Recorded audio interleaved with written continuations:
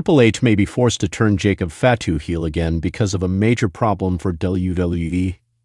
Reigning WWE United States Champion Jacob Fatu has been nothing short of electric since his arrival last year, and his babyface turn at Money in the Bank, where he betrayed Solo Sikoa mid-match, seemed a natural course to take, given his insane popularity and charisma, and how Solo often acted around him. However, even with the WWE Universe firmly behind him, there lies a problem. The Triple H-led creative team might now be dealing with a Jacob Fatu conundrum.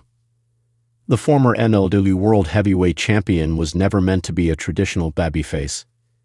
His aura, presence, and brutal athleticism, the traits that made him the Samoan werewolf, are deeply rooted in intensity and unpredictability. Those don't align well with the smiling, crowd-pandering mold of a babyface WWE has traditionally favored. While fans love him, any attempt to tone down his raw, chaotic essence to fit a conventional good guy template risks diluting everything that makes Jacob Fatu special. He isn't popular despite his edge. He's popular because of it. This means that Triple H may need to consider flipping him back to the dark side sooner rather than later. What complicates this further is WWE's clear direction toward a Solo Sikoa versus Jacob Fatu collision course, possibly set for SummerSlam. That feud doesn't just write itself, it screams civil war.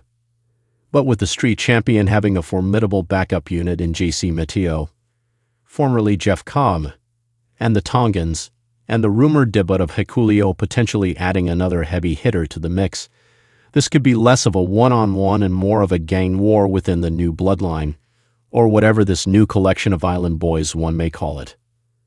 However, it's worth noting that many of these names, Mateo, Tamatonga, Tom DeLoa, and even Hikuleo, are not blood relatives of the NOI Fatu clan.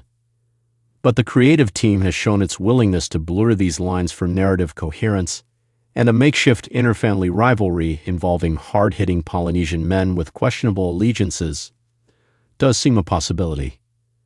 Finally, as the WWE United States Champion, Fatu cannot storm into the main event right away, especially given those he is surrounded with, and the star power in the upper echelon of the SmackDown roster. Much like a Law Knight, his run as U.S. Champion might get him too popular for the game to know what to do with him, and that could result in underwhelming booking and long-term damage. Jacob Fatu Solo Sikoa feud to end in a double turn. Interestingly, this feud might even end in a rare double turn. Jacob Fatu going full heel again, while Solo Sikoa, whose comic timing and subtle charisma have been catching fan attention online, gradually turns babyface.